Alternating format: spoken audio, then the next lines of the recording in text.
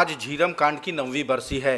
आज से ठीक 9 साल पहले दरभा घाटी के झीरम में नक्सलियों ने कांग्रेसी नेताओं के काफिले पर अंधाधुंध फायरिंग की थी। इस घटना में कांग्रेस के बड़े बड़े नेताओं की मार्मिक मौत हो गई थी।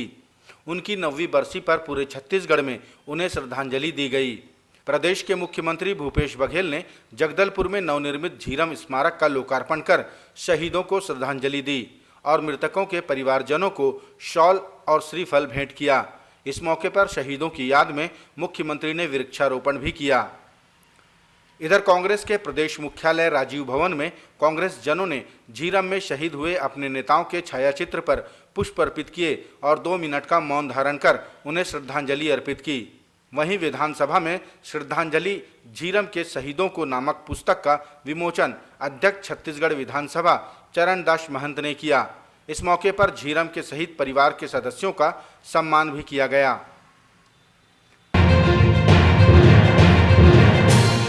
मुख्यमंत्री इन दिनों अपने भेंट मुलाकात कार्यक्रम के अंतर्गत बस्तर में हैं। इसी क्रम में उन्होंने खनिज संस्थान न्यास से सामुदायिक स्वास्थ्य केंद्र नानगुर को प्रदत्त एम्बुलेंस की सौगात ग्रामवासियों को दी। इस मौके पर मुख्यमंत्री ने एम्बुलेंस को हरी झंडी दिखाकर रवाना किया।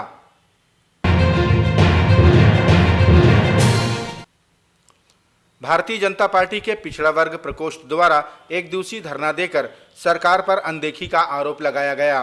प्रकोष्ठ के संजय श्रीवास्तव ने बताया कि यह सरकार पिछड़े वर्ग की जनता की भावनाओं से खेल रही है। देखिए, छत्तीसगढ़ में भूपेश बघेल की सरकार यहाँ की जो आधी आबादी पिछड़े वर्ग की जो आबादी है उनके भावनाओं से खेलने का काम कर रही है। अपने कुचक्र के माध्यम से उनकी भावनाओं को मसलने का काम कर रही है। एक तरफ लोगों की भावनाओं से खेलने के लिए उन्होंने 27% आरक्षण की बात करी, उन्होंने अध्यादेश लाया, लेकिन उस पर कैबिनेट की मोहर नहीं लगाकर उसको अंतिम रूप नहीं दिया और अपने ही लोगों से जाकर स्टे लगवा लिया कोर्ट के अंदर में।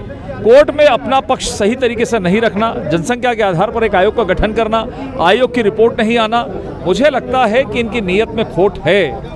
और यदि किसी भी आरक्षण को यदि आप लेकर आते हैं उसके पहले आपको कार्ययोजना बनानी चाहिए कि आपको कहां पर दिक्कत हो सकती है, कहां पर कोर्ट पर आपको जवाब देना पड़ सकता है। लेकिन केवल आनन फानन में लोगों को अपनी ओर आकृष्ट करने के लिए, लेकिन उसका अंतिम लाभ न मिले, ये भूपेश बघेल की सरकार कर रही है।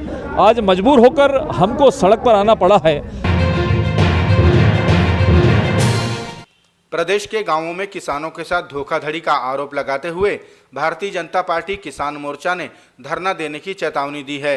मोर्चा के सदस्यों ने किसानों के साथ खाद, बीज और यूरिया वितरण को लेकर हो रही अनियमितता का आरोप लगाते हुए राज्यपाल को ज्ञापन सौंपा है। उन्होंने मांग की है कि खाद और यूरिया में हो रहे घोटालों की उच्च स्तरीय जांच हो।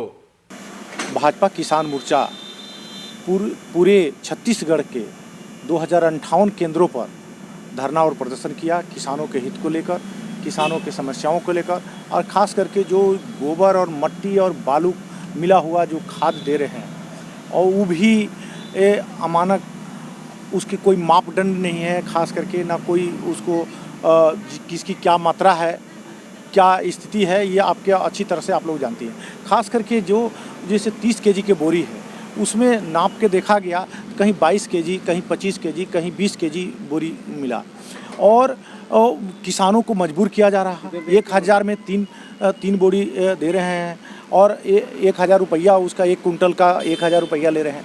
तो ये तमाम मुद्दा है जो कि किसानों का भारी अन्याय हो रहा है और तमाम समितियों में कांग्रेस के लोगों को एजेंट बना के उनके माध्यम से लूट और खसोट हो रही है। रायपुर की नारकोटिक्स सेल टीम को बुधवार को एक बड़ी सफलता हाथ लगी। नारकोटिक्स और सरस्वती नगर थाने की संयुक्त टीम ने नालंदा परिसर के पास मुखबिर की सूचना के आधार पर एक कार की तलाशी ली तो उसमें ब्राउन शुगर की 151 पुड़िया बरामद हुई। कार सवार तीनों को हिरासत में लेकर पुलिस पूछताछ कर रही है।